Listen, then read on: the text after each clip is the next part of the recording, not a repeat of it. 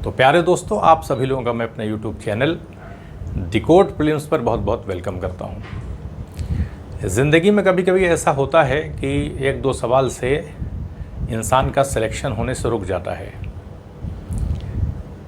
बहुत सारी चीज़ें लोगों के साथ होती हैं। कभी कभी बहुत रेगुलर जो है स्टडी नहीं हो पाती, मन नहीं करता है और ऐसा भी लगता है कि अभी एग्ज़ाम में टाइम है, तो इस तरह से चीज़ें जो है वो धीमी होती रहती हैं।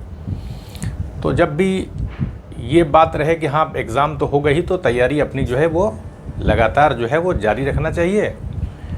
और मन के अंदर तो हर प्रकार के विचार आते ही रहते हैं, क्योंकि नेगेटिव और पॉजिटिव एनर्जी इंसान के पास होती है। तो ऐसे में जब हमारे ऊपर नेगेटिव एनर्जी का असर होता है तो कहीं ना कहीं मन में भटकाव आने लगता है। तो जो भी वीडियो, जैसे कि मैं आप लोगों के लिए वीडियो बना रहा हूं, तो अगर आप लोगों को एग्ज़ाम देना है, ऐसे जानकारी की बात अलग है, लेकिन अगर एग्ज़ाम देना है तो फिर वीडियो को देख लेना चाहिए। और कोशिश मेरी रहेगी कि एक सही वक्त पर, आज मैंने सोचा था कि 3 बजे इसको अपलोड करूंगा, तो 3 बजे का सिलेक्शन मैंने किया है कि 3 बजे आप लोगों को ठीक वीडियो जो है वो मिल जाए। तो पहले से ही इसको रिकॉर्ड करके उसको जो है वो बाद में फिर 3 बजे अपलोड कर दिया जाएगा। तो यही कोशिश रहेगी।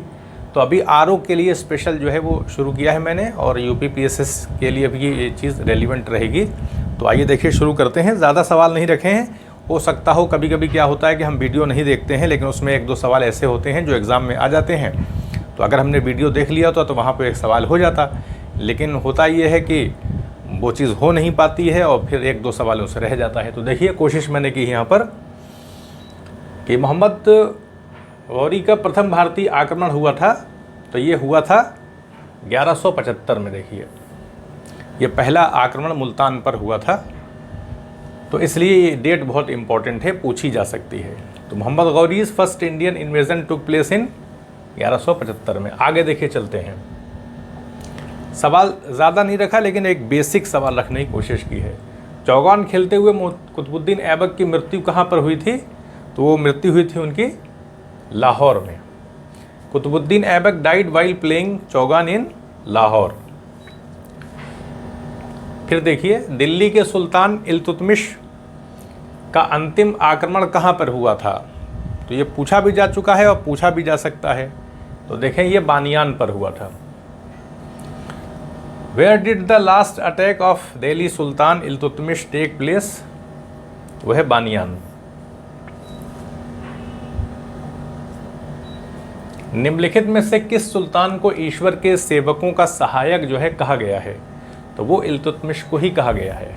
ये बहुत सेवा करते थे विद्वानों की, जो भी गरीब लोग होते थे उनकी भी बहुत मदद करते थे, काफ़ी धार्मिक प्रवृत्ति के थे।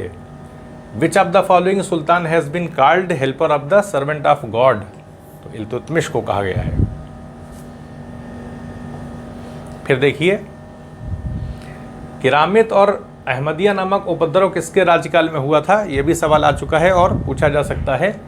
तो ये जो तुर्की के नूरुद्दीन थे, उन्हीं के नेतृत्व में ये विद्रोह हुआ था। तो ये रज़िया के काल में हुआ था।